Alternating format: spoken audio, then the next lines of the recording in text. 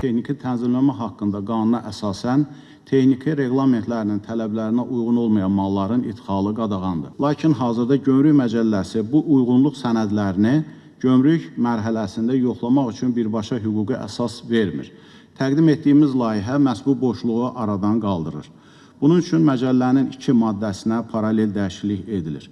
Gömrük orqanlarının yoxladığı sənədlər sırasına baytarlıq, fitosanitar, qida təhlükəsizliyi sənədləri ilə yanaşı, indi uyğunluq sertifikatı, uyğunluq bəyannaməsi və tanınmış xarici mənşəli uyğunluq sənədləri də əlavə olunur.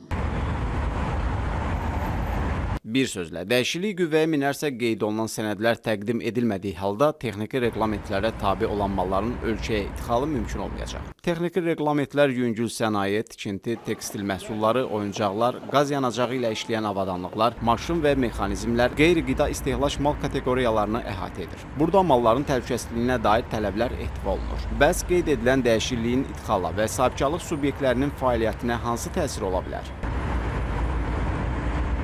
Bazara keyfiyyətsiz və təhlükəsizlik tələblərinə cavab verməyən məhsulların daxil olması çətinləşəcək ki, bu da istehlakçıların hüququn qorunmasına, həm də daxili bağızlarda sağlam rəqabətin formalaşmasına xidmət edəcək. Digər tərəfdən qanuni fəaliyyət göstərən sahibkarlar üçün daha bərabər rəqabət mühiti yaradılacaq ki, belə ki, əvvəllər bu cür sənədlərə malik olmayan, sertifikatlaşdırmayan, belə də malik olmayan məhsullar daha ucuz formada bazara daxil olurdu ki, bu daha keyfiyyətli məhsulların rəqabətdən uduzmasına şərait yaradırdı. Digər tərəfdən hesab edirəm qısa müddətdə bəzi idxalçılar üçün əlavə inzibati və maliyyə xərcləri yarana bilər. Burada sertifikatların alınması, sənədlərin hazırlanması, uyğunluğun təsdiqi müəyyən vəsait tələb edəcəkdir.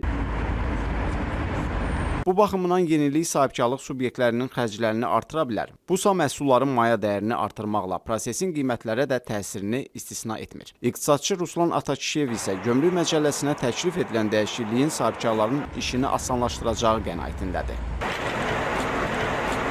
Lazım olan sertifikatları əvvəlcədən yığmaq daha səmərəli həyata keçirə biləcəklər. Əslində bu aparılan işlər ixrac əməliyyatlarının belə deyək ki, orada sürətlənməsi, sahibkarlara daha yaxşı xidmətin göstərilməsi və asan keçidin təmin olunmasına xidmət edir. Gömrük Məcəlləsində dəyişiklik edilməsi haqqında qanun layihəsi Milli Məclisdə birinci oxunuşda qəbul olunub. Dəyişikliyin qüvvəyə minməsindən 2 il sonra tətbiq edilməsi nəzərdə tutulub.